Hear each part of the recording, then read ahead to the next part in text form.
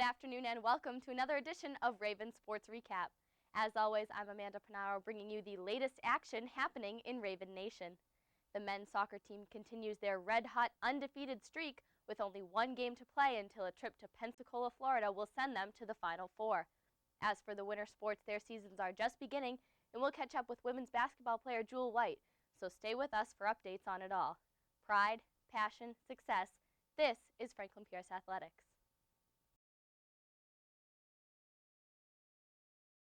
Welcome back to Raven Sports Recap. Let's begin this segment with women's field hockey. We're joined by Sports Information Director and Assistant Director of Athletic Communications, Matt Janik. Matt, thanks for being on the show today. Thanks so much for having me. No problem. Now, these Ravens, they turned in arguably their best season in program history. It came to an end when Franklin Pierce hosted Stonehill College on October 26th. That was the Northeast 10 Championship quarterfinal. Now, the second half of their season is really what made postseason play a reality. They went 7-2 in the month of October before the conference tournament. Before that time, their record was 3-6 overall, and it seemed as though their season was over. Now, what changed at that critical point?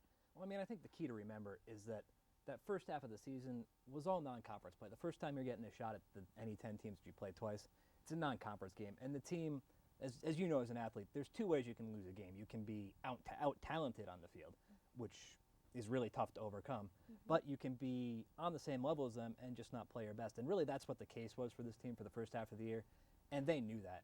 About the end of that stretch that you referenced where they weren't playing so well, they had a big team meeting, coaches, the whole team, everybody, and everybody just laid everything on the table, everything that they didn't like, that they weren't happy about so far in the year.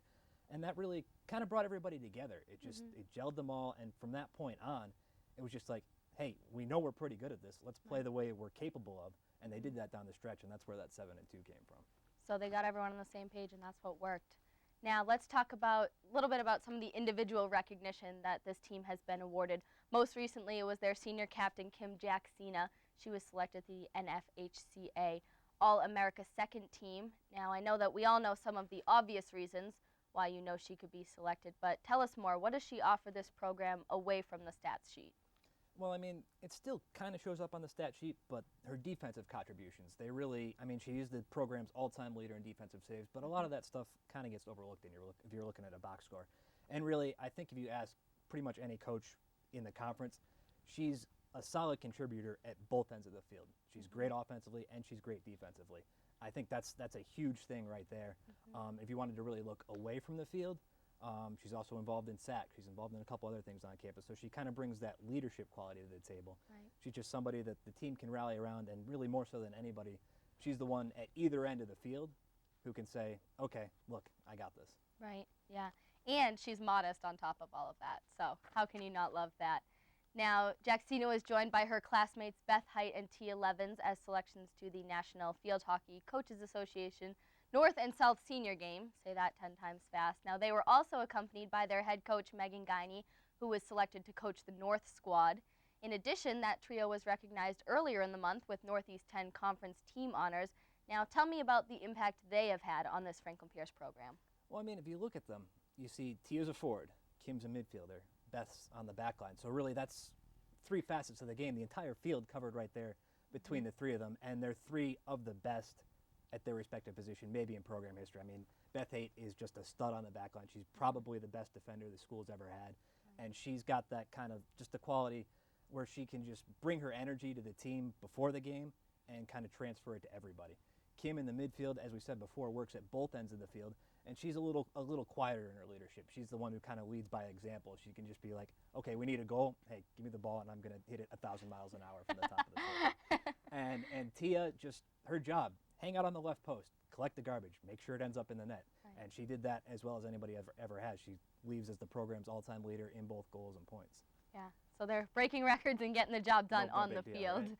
So along with them, their senior class is graduating 7 members. They leave absolutely having left their mark on this program. You just talked about some of those things. Now they hold the most wins by any class in program history while making 3 postseason berths during that time. What is this team going to need to replace their roles next season? Well, new players for starters. Number 1, get players. Number 2. But seriously, I think if you look up and down the roster, there are people who have contributed who aren't seniors. I mean, you know as well as anybody, I'm pretty attached to the senior class just on a personal level. But on the field, you got both Taylor Libby in the midfield and Britt Lepori on the back line. They both started every game as true freshmen. So, I mean, that's a starting point right there. Alyssa Jessic on the back line, Megan Bird in the midfield. They've been big pieces of the puzzle for all 3 years they've been here. So they get the chance to step into a leadership role next year. I think the biggest question marks are really going to be up front between Tia Evans, Dee Dolan. You're losing a lot of firepower up there. Right. And maybe not as much young up-and-comers behind them, though Chanel Latart has played plenty of minutes up front and had an impact. And then at the other end of the field, between the pipes in goal, Right. 2 players just graduated, including Britt Nizer, who's obviously numbers-wise the best goalie the program's ever had. Right. Rachel Corso is coming back. Didn't see a lot of action this year, but I know coach is really high on her. So that's a starting point, but she definitely needs to bring in another goalie or two because you just can't do it with one. It just doesn't work that way. Right. So, I mean, I think certainly you lose 7 players, you do have to bring in some recruits, and she's going to hit the pavement and try to bring in the best players she can. But it's not the end of the world. There are people who have been on the field, every game in their time they've been here who have contributed both offensively and defensively. So it's not the end of the world. Never is. It's a starting point for next season. Well, field hockey fans will have to hold out their support until next year. Matt, I know you're upset, but we want to thank you for joining us on the show today. Thank you for having me. Stay with us, and we'll be back with more Raven Sports Recap.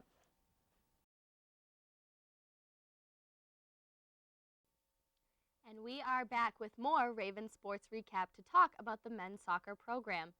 This team is setting program records while earning national recognition, marked as number 2 in the nation.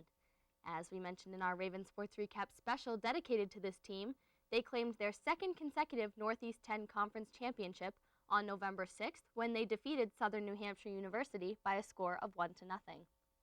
Since that time, they were able to rest for an entire week before entering into the second round of the 2011 NCAA Men's Soccer Championship. The Ravens earned a bye as the number 1 seed in Super Region 1 and then faced St. Thomas Aquinas in their first contest. Franklin Pierce picked up the 5-0 victory, which marked their 20th consecutive win this season, setting a new program record. The night also marked the 50th career victory for head coach Craig Stewart in only 3 short years he's been on campus. The team's offense was controlled by senior Paul Latif throughout the entire game. Let's check out what he had to say. Here after the game, Franklin Pierce University just defeated St. Thomas Aquinas by a score of 5-0, and we are here with our broadcast MVP of the game, Paul Latif. Paul had 2 goals and 2 assists on the day. Paul, what was working offensively for you? Just finding a lot of space out wide, and the back 4 was kind of narrow, so I was just pulling out to the wing and then coming back inside. And obviously my teammates finding me. I couldn't have done nothing without them. They're great. Defensively, they were excellent again. And there was a lot of space in behind, and they were the ones finding me. And you were able to capitalize on that space. You talked a little bit about your defensive back. They were able to shut out this team who scored 4 goals when they played on Thursday. So to be able to stop that defense, just talk about what your back was doing back there. Yeah, I mean, massive credit goes to them guys. They work tirelessly every day in training, making sure they're right, their communication, everything. I mean, you got Jefferson in there as well, who sits in front of them, and that's like such a big help for cleaning up things. And just a great credit to them guys. All right, and they got the job done tonight. So looking forward, you pick up the victory tonight. You'll play next Saturday. You're either going to have Southern New Hampshire in a rematch of the Northeast 10 Conference game, or you'll face CW Post. Predictions for that? A team you'd rather see over the other? Nah, I don't like to make predictions, and either team we're going to have to beat the best if we want to accomplish our goals. So both of them teams are very strong. Both had great years, so we'll just sit tight and see who wins the game. Again, congratulations to Paul Latif and the rest of the Franklin Pierce team. Thank you. The next afternoon, the Ravens learned they would face Southern New Hampshire University, who defeated the number 3 seed CW Post by a score of 2-0. These 2 teams will compete for the 3rd time this season, as the Ravens took the 2-1 victory in regular season play and then 1-0 in the conference championship. This national quarterfinal game will be held on Sodexo Field Saturday night. Loser goes home, winner goes to Pensacola, Florida on a trip to the Final Four. The first 300 Franklin Pierce students will receive free admission to the game, set to kick off at 7 p.m. So make sure you head out and support the team. We'll take a quick break and come back with more Raven Sports Recap.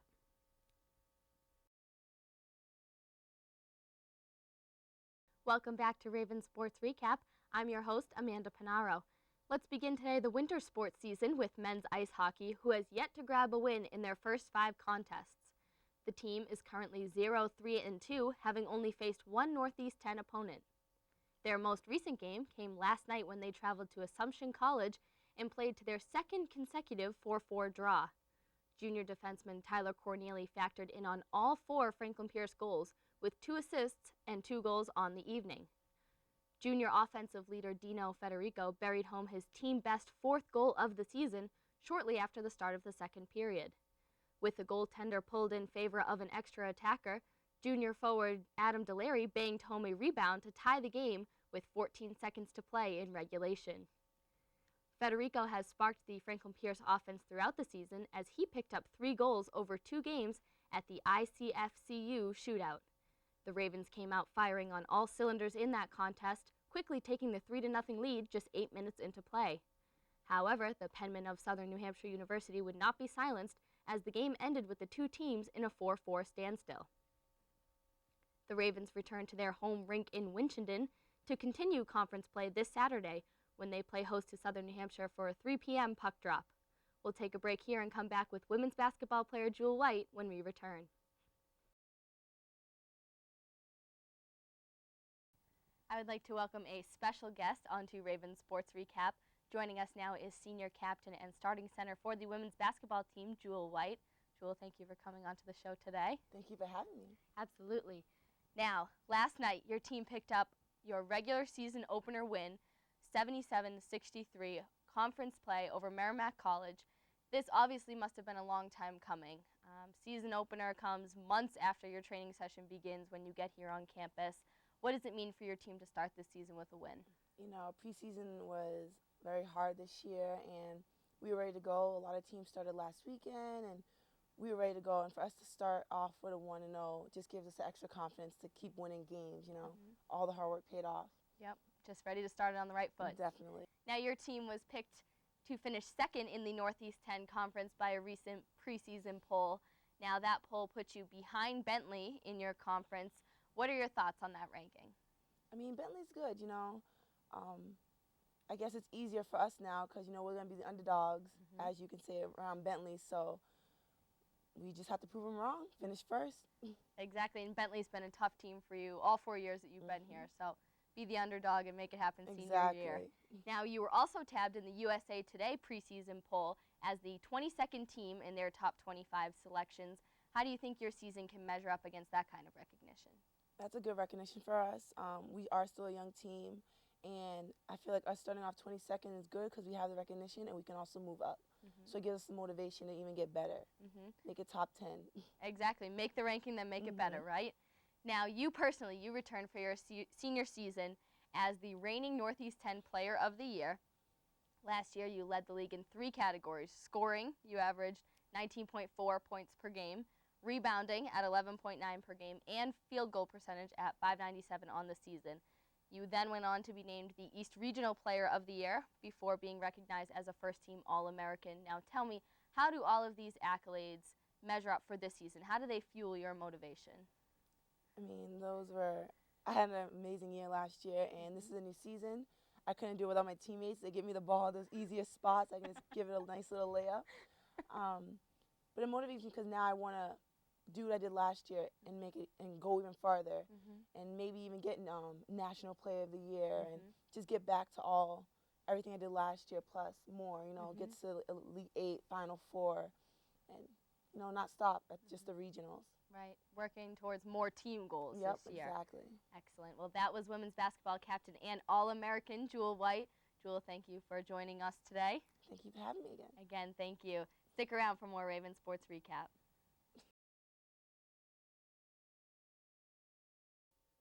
Welcome back to Ravens Sports Recap. We will round out today's coverage with the men's basketball team. After picking up wins in the first 2 games of the 2011 season, the Ravens fell in their conference opener last night at Merrimack College by a score of 85-75. Junior guard Eric Jean Guillaume picked up a team-high 22 points, coming off of 5 3-pointers in the Ravens' defeat. The captain is a threat both offensively and defensively, as he currently leads his team in both the scoring category, with an average of 15 points per game, and in steals with 9 through the 3 games played. Sophomore guard Curtis Christian joined in the offensive power, leading all players with 15 points in the team's 92-46 crushing over Mercy College last Saturday. That game saw 4 Ravens pick up double digits in the scoring column as Ryan Vilmont, Igor Labov, and Jean Guyam each added 11 points of their own. The Ravens will return to the court this weekend for back-to-back road games at St. Michael's College Tournament. That's going to do it for Ravens Sports Recap. Check back after Thanksgiving for continued coverage of the unbelievable postseason run for the men's soccer team, as well as our 3 winter sports. I'd like to thank our special guests Matt Janik and Jewel White for joining us today. On behalf of them, I'm Amanda Panaro. Go Ravens!